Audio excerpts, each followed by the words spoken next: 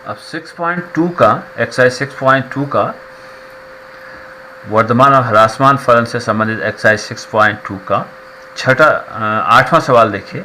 7वें सवाल तक हमने पिछले वीडियो में किए थे। 8वां सवाल है, x के उन मानों को ज्ञात कीजिए जिनके लिए ये फलन y equal to x into x minus two whole square एक वर्धमान फलन है। तो फलन को वर्धमान और ह्रासमान दिखाने के लिए, वो अंतराल ज्ञात करने के लिए हमें इस फलन को डिफ्रेंशिएट करना होगा। फलन दिया है y equal to x into x minus two का होल स्क्वायर। तो हमें dy अपॉन डी एक्स निकालना होगा। पहला काम वही है, dy अपॉन डी एक्स।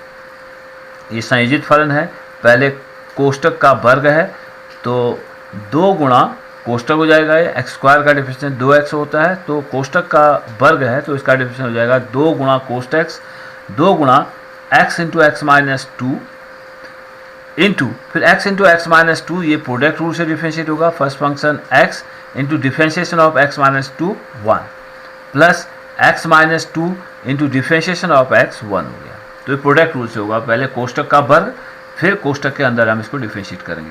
तो dy अपॉन डी एक्स बराबर होगा 2 गुणा x into x minus to. गुणा करने की जरूरत नहीं है क्योंकि लास्ट में हमें गुणनखंड ही करने हैं, तो गुणा मत कीजिए। x into x minus to और यह आया 2x माइनस टू। इसमें से फिर 2 कॉमन आया तो हो जाएगा 4 गुणा x माइनस टू गुणा x माइनस 1। तो ये 3 बिंदु हैं। तो dy अपॉन डी एक्स आया हमारे पास, dy अपॉन डी एक्स बराबर सिंपली 4 गुणा x माइनस 1 गुणा x माइनस 2। ये 3 गुणनखंड हैं, x माइनस 1 और x माइनस 2।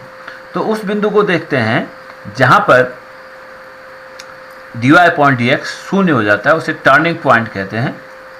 तो dy अपॉन डी एक्स शून्य कहाँ पर होगा? एक तो x इक्वल टू 0 पर होगा, x इक्वल टू 0 पर, एक x इक्वल टू 1 पर, इसके दाएं तरफ होगा, x इक्वल टू 1 पर भी 0 हो जाएगा, एक x इक्वल टू 2 पर ये जो है dy अपॉन डी एक्स शून्य हो जाएगा। तो इन 3 बिंदुओं ने इस संख्या रेखा को, ये संख्या रेखा को हमने प्रदर्शित किया minus infinity two plus infinity. ये समस्त वास्तविक संख्याओं को निरूपित कर रहा है इस संख्या रेखा पर। तो इन 3 बिंदुओं ने 0, 1 और 2 ने इस पूरे अंतराल को, इस पूरे संख्या रेखा को, वास्तविक संख्याओं के समुच्चय को 4 अंतरालों में बांट दिया। माइनस इन्फिनिटी तो 0, 0 टू 1, 1 टू 2 और 2 टू इन्फिनिटी तक हमने इस पूरे वास्तविक संख्याओं के समुच्चय को बांट दिया है।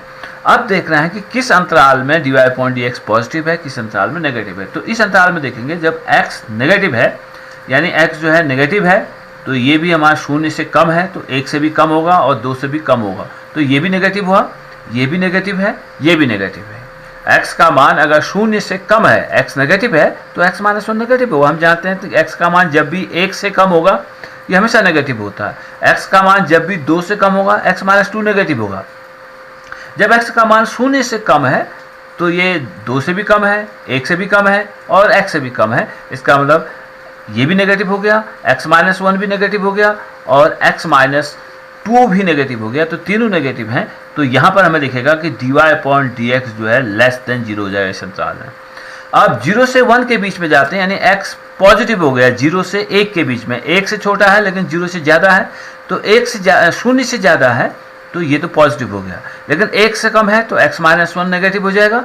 1 से कम है तो 2 से भी कम है, तो दोनों में 1 से भी कम है और 2 से भी कम है, तो दोनों ये नेगेटिव हो जाएंगे। एक पॉजिटिव हो गया, तो नेगेटिव गुणा नेगेटिव पॉजिटिव हो गया। dy upon D x is greater then 0।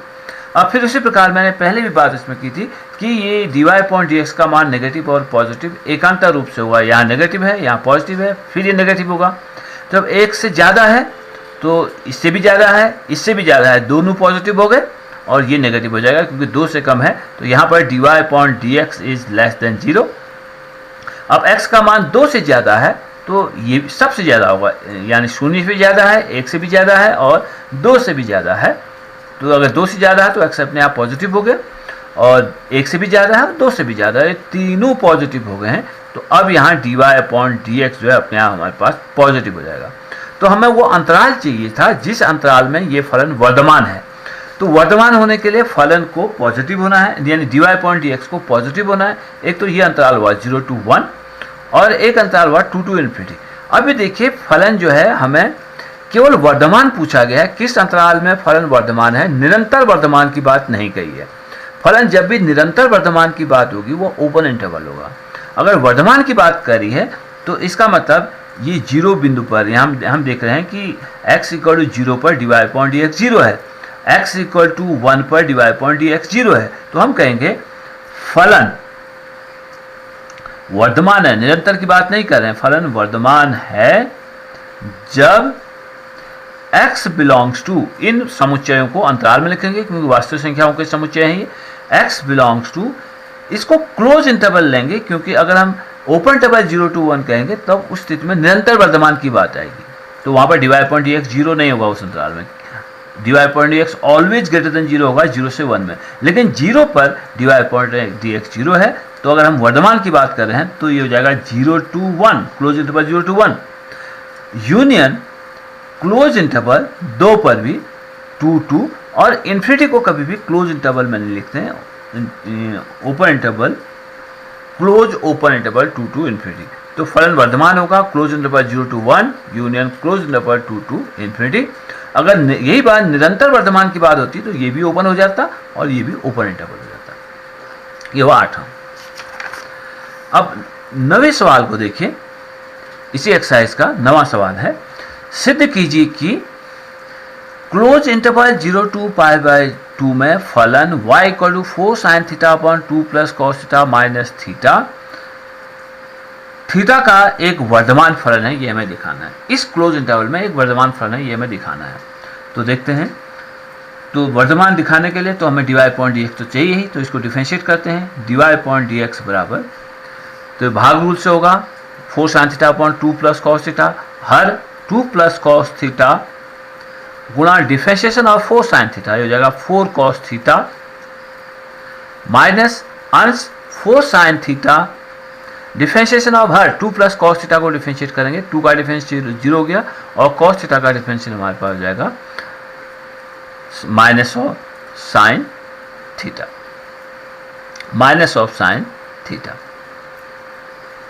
Upon her का वर्ग 2 प्लस cos थीटा का वर्ग, 2 प्लस कॉस थीटा का वर्ग और माइनस थीटा का डिफरेंशिएशन थीटा के साथ, sorry dy upon D theta, ऐसे y जो है थीटा का फलन है तो dy अपॉन डी थीटा हम ज्ञात करेंगे यहाँ पर, dy अपॉन डी थीटा, तो क्योंकि हम थीटा के सापेक्ष थीटा को डिफरेंशिएट करें तो इसका डिफरेंशिएशन 1 हो गया। ध्यान रखिए dy अपॉन डी थीटा, इसको जरा सॉल्व करें, dy अपॉन डी थीटा, इसको मल्टीप्लाई कर देते हैं, 4 दूना 8 कॉस थीटा धन 4 cos square theta plus 4 sine square theta upon 2 plus cos theta का होल स्क्वायर माइनस 1, ये आया बराबर 4, इसमें से कॉमन ले लें, 8 cos of theta plus 4 common ले लेते हैं तो ये साइन स्क्वायर थीटा धन कॉस स्क्वायर थीटा बटे 2 धन कॉस थीटा का वर्ग ऋण 1 आया, यानी 8 कॉस ऑफ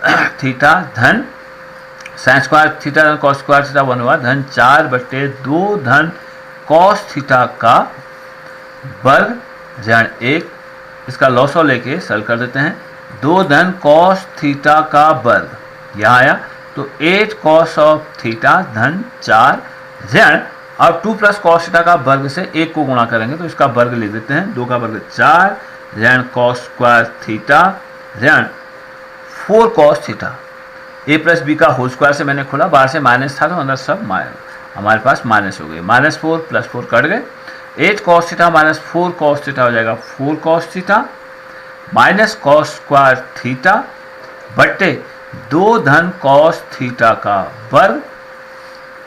अब इन दोनों में हमें दिख रहा है कि कॉस थीटा कॉमन है, कॉस थीटा गुणा 4 माइनस कॉस स्क्वायर थीटा बट्टे 2 धन कॉस थीटा का वर्ग, ये dy अपॉन डी थीटा का मान होगा। अब हमें डिसाइड करना है कि इसे वर्धमान होने के लिए dy अपॉन dx का मान कब पॉजिटिव है कब नेगेटिव है।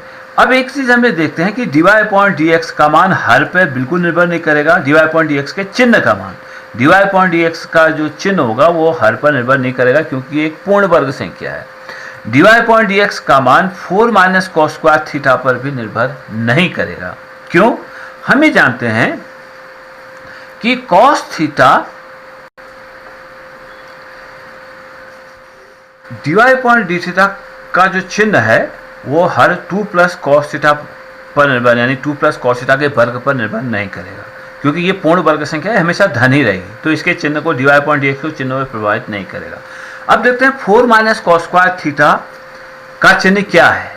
हमें देखेंगे कि ये भी हमेशा धन रहेगा, ये भी dy अपॉन डी थीटा के चिन्ह को प्रभावित नहीं करेगा। क्यों? cos theta is always greater than equal to -1 और लेस देन इक्वल टू 1। इसलिए अगर हम इसका वर्ग कर देते हैं तो cos square theta is always less than equal to 1 होगा। अगर हम इसका वर्ग कर देते हैं, cos थीटा का मान -1 से +1 के बीच होता है, 1 से ज़्यादा नहीं होता है और ऋण 1 से कम नहीं होता है। जब हम इसका वर्ग कर देते हैं तो इसका वर्ग करने से cos स्क्वायर थीटा का मान हमेशा 1 से कम होगा। अब अगर ये 1 से कम है तो 4 माइनस कॉस स्क्वायर थीटा अगर हम करते हैं, this is always less than equal to, तो 4 माइनस कॉस स्क्वायर थीटा का मान हम हमेशा ये देखेंगे कि ये हमेशा लेस देन इक्वल टू 1 है। तो 4 माइनस कॉस स्क्वायर अगर आप देखेंगे तो ये जो हमेशा होगा 4 माइनस कॉस स्क्वायर थीटा, क्योंकि cos square theta is less than equal to 1 है, इसलिए 4 माइनस कॉस स्क्वायर थीटा, यानी 4 में से हम 1 से छोटी संख्या हम घटा रहे हैं, 1 या 1 से छोटी संख्या घटा रहे हैं, इसलिए 4 minus cos square theta is always greater than equal to 3 होगा। क्योंकि cos square theta is less than equal to 1 है, तो 4 में से हम एक ऐसी संख्या घटा रहे हैं जो 1 या 1 से कम है, तो cos स्क्वायर थीटा का अधिकतम मान 1 है, इसलिए 4 माइनस कॉस स्क्वायर थीटा का जो न्यूनतम मान होगा वह 3 होगा। अदरवाइज ये हमेशा 3 से बड़ी संख्या होगी और 4 से छोटी होगी, यानी 3 से 4 के बीच की कोई संख्या होगी 4 माइनस कॉस स्क्वायर थीटा। खैर इसके एग्जैक्ट मान पर हमें इतना कंसर्न नहीं है, इतना मतलब नहीं है, हमें देखना है कि 4 माइनस कॉस स्क्वायर थीटा धन है या ऋण है। तो 4 minus cos square theta is always, अतः 4 माइनस कॉस स्क्वायर थीटा सदैव धनात्मक है, ये कभी भी ऋण नहीं होगा। तो हमने देखा 2 प्लस कॉस स्क्वायर थीटा का होल स्क्वायर हमेशा पॉजिटिव है क्योंकि पूर्ण वर्ग है, और 4 माइनस कॉस स्क्वायर थीटा भी हमेशा धनात्मक है, कभी ऋण नहीं है, इसलिए dy अपॉन dx का चिन्ह केवल निर्भर करेगा कॉस थीटा पर। अतः dy अपॉन dx का चिन्ह मात्र कॉस थीटा के चिन्ह पर निर्भर करता है, के चिन्ह पर निर्भर करता है। अब cos थीटा हमें बताना है कि ये क्लोज इंटरवल 0 to π/2 में वर्धमान फलन है। हमें जानते हैं कि क्लोज इंटरवल 0 to π/2 में कोसाइन फलन हमेशा पॉजिटिव होता है। ये फिर से ऑल फर्स्ट क्वाड्रेंट में, यानी क्लोज इंटरवल 0 to π/2 में कॉस फलन हमेशा पॉजिटिव होता है, क्योंकि क्लोज इंटरवल 0 to π/2 में cos theta is greater than equal to 0, क्योंकि क्लोज इंटरवल है, π/2 पर cos का मान 0 हो जाता है। क्योंकि क्लोज इंटरवल 0 to π/2 में cos theta is greater than equal to 0, इसलिए dy अपॉन dx, अब हमने क्या देखा कि ये तो हमेशा थीटा के किसी भी मान के लिए 4 माइनस कॉस स्क्वायर थीटा धनात्मक है, 2 प्लस कॉस थीटा का होल स्क्वायर भी हमेशा धनात्मक रहेगा। अब क्लोज इंटरवल 0 to π/2 में cos थीटा भी ग्रेटर देन इक्वल टू 0 है, इसलिए dy upon dx is greater than equal to 0। अतः क्लोज इंटरवल 0 to π/2 में y equal to 4 sine theta upon 2 plus cos of theta minus theta, theta का एक वर्तमान फलन है, थीटा का एक वर्धमान फलन है, वर्धमान फलन